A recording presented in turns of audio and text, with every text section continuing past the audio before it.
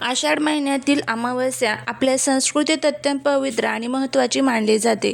या दिवशी घरातील सर्व दिव्यांची पूजा केली जाते, म्हणूनच याला दीप अमावस्या किंवा दीपपूजा असे म्हटले जाते. श्रावण महिन्याच्या आगमनापूर्वी येणारा हा दिवस आपल्या जीवनातील सर्व नकारात्मकता, अंधार आणि दुःख दूर करून प्रकाशाचे, मांगल्याची आणि समृद्धीची पहाट घेऊन येतो.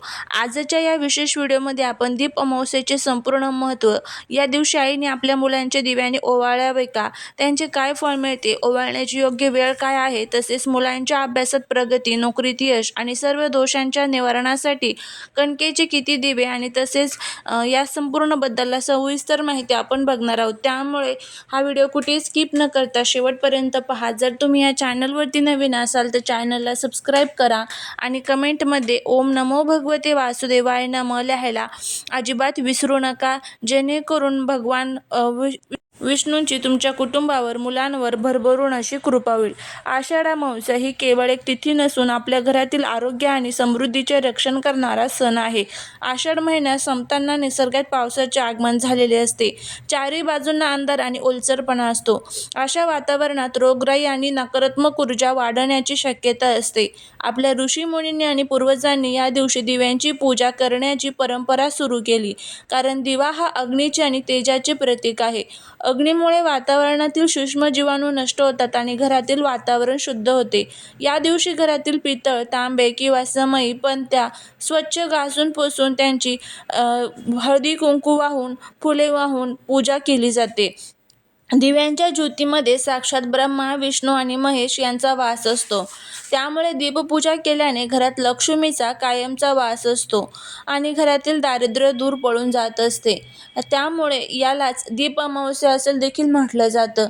दीप अमावस्या ही प्रदोष काळात म्हणजे संध्याकाळच्या वेळी केली जाते. जर संध्याकाळी तुम्हाला टाईम नसेल तर तुम्ही सकाळी जरी केली तरीही चालेल. या दिवशी आपल्याला संपूर्ण दिव्यांची पूजा करायची असते, कारण त्याच्या दुसऱ्या दिवशी श्रावण महिन्याची सुरुवात होणार असते आणि श्रावणाची सुरुवात आपल्या घरामध्ये सकारात्मकता वाढून आणि नकारात्मकता संपवून आपल्याला करायची असते. घरामध्ये या दिवशी जे काही जाळे जळमाटे असेल ते सर्व आपल्याला काढून घ्यायचे असतात. आपल्या जी फरशी आहे तर ती पुसत असताना त्यामध्ये हळद, मीठ, गोमूत्र टाकून फरशी आपली पुसून घ्यायची असते. घरामध्ये व्यवस्थितपणे आपल्याला सडा, आपल्या बाहेरची जी जागा असते, अंगण असतं, तर तिथे आपल्याला व्यवस्थित सडा टाकायचा असतो. आपला उंबरट्याची जी चौकट असते, दरवाजा असतो, मुख्य दरवाजा, ते व्यवस्थितपणे सर्व पुसून आपल्याला श्रावणाचं स्वागत करायचं असतं. त्यामुळे आषाढ दीप अमावस्येला ही संपूर्ण स्वच्छता करून घ्यायची असते. आपले बल्ब असतात, लाईटीचे स्विच असतात, तर ते सर्व आपल्याला या दिवशी संपूर्णपणे स्वच्छ करून घ्यायचे असतात. दीप अमावस्येच्या दिवशी प्रत्येक आई आपल्या लहान तसेच मोठ्या मुलांचे दिव्याने औक्षण म्हणजेच ओवाळण करते. आईने मुलांसाठी हे ओवाळण का करावं, यामागे एक अद्भुत, गूढ आणि वैज्ञानिक कारण आहे. मुलांच्या सभोवताली असलेली कोणतीही वाईट नजर, नकारात्मक ऊर्जा, दृष्ट किंवा आजारपण दिव्यांच्या तेजाने नष्ट व्हावे, यामागचा मुख्य उद्देश असतो. आईचे प्रेम आणि दिव्यांचे तेज एकत्र आल्यावर एक अद्भुत सुरक्षा कवच तयार होते. जेव्हा आई मुलांच्या डोक्यावरून पायापर्यंत दिवा ओवाळते, तेव्हा मुलांच्या शरीरातील आणि मनावरील ताण, भय, चिडचिड आणि नकारात्मक विचार जळून खाक होतात. मुलांचे आयुष्य दीर्घायुष्य व्हावे, त्यांना उदंड आयुष्य, उत्तम आरोग्य आणि बुद्धिमत्ता लाभावी, यासाठी दीप अमावस्येला मुलांचे औक्षण करण्याची प्रथा आपल्या संस्कृतीत युगांयुगांपासून चालत आली आहे. दीप अमावस्येच्या दिवशी मुलांना ओवाळण्यासाठी सायंकाळची वेळ म्हणजेच प्रदोष काळ किंवा संध्याकाळची वेळ सर्वात उत्तम मानली जाते. सूर्यास्ताच्या वेळी संध्याकाळी 7 ते 8 या वेळेत मुलांचे औक्षण केले जाते. ओवाळण्यासाठी घरातील देवांसमोर दिवा लावून पूजा करून घ्या. मुलांना एका पाटावर किंवा आसनावर पूर्वेकडे किंवा उत्तरेकडे तोंड करून बसवा. मुलांच्या कपाळाला हळदी, कुंकू आणि अक्षता लावाव्यात. एका ताटात कणकेचा किंवा निरंजनीचा दिवा लावून त्यात थोडी तुळशीची पाने किंवा अक्षता ठेवून मुलांना 3 वेळा घड्याळाच्या काट्याच्या दिशेने ओवाळावे. यामध्ये आपल्याला एकूण कणकेचे 5 दिवे जे आहेत ते तयार करून घ्यायचे असतात. आता जर तुम्हाला कणकेचे दिवे शक्य नसेल तयार करणं, तर घरातील आपली पणती घेतली तरी चालेल, पण या दिवशी कणकेच्याच दिव्यांना खूप जास्त प्रमाणामध्ये महत्त्व असतं. त्यामुळे शक्यतो करून कणकेच्या दिव्यांनी आपल्या मुलांची दृष्ट जी आहे तर ती आपल्याला काढून घ्यायची असते. आणि ही जी कणकेची दिवे आहेत ती बनवत असताना त्यामध्ये हळद, दूध, तूप, गूळ टाकून आपल्याला हे संपूर्णपणे कणकेचे दिवे व्यवस्थित बनवून घ्यायचे असतात. दिव्यांची संख्या जर बघाल तर 5, 7 किंवा 11 आपल्याला करायचे असतात. आता त्यानंतर ह्या दिव्यांचं काय करावं, एक दिवा देवासमोर ठेवावा, त्यानंतर एक दिवा तुळशीजवळ ठेवावा, एक दिवा पिण्याच्या पाण्याजवळ ठेवावा, एक दिवा मुख्य दारावर ठेवावा आणि एक दिवा आपल्या देवघरामध्येच ठेवावा. अशा पद्धतीने आपल्याला हे 5 दिवे ठेवायचे असतात. जर मुलांच्या आयुष्यात खूप अडचणी येत असतील, अभ्यासात यश मिळत नसेल किंवा नोकरीत अडथळे असतील तर 11 कणकेचे दिवे बनवणे अत्यंत शुभ मानले जाते. विशेष नवस किंवा मोठे दोष निवारणासाठी 21 दिवे बनवले जातात. जर तुमच्या मुलांच्या अभ्यासात लक्ष लागत नसेल, नोकरीत यश मिळत नसेल, वारंवार आजारपण येत असेल किंवा काही ना काही संकट येत असतील तर दीप अमावास्येच्या संध्याकाळी आईने खालील हा एक अतिशय प्रभावी असा उपाय करावा.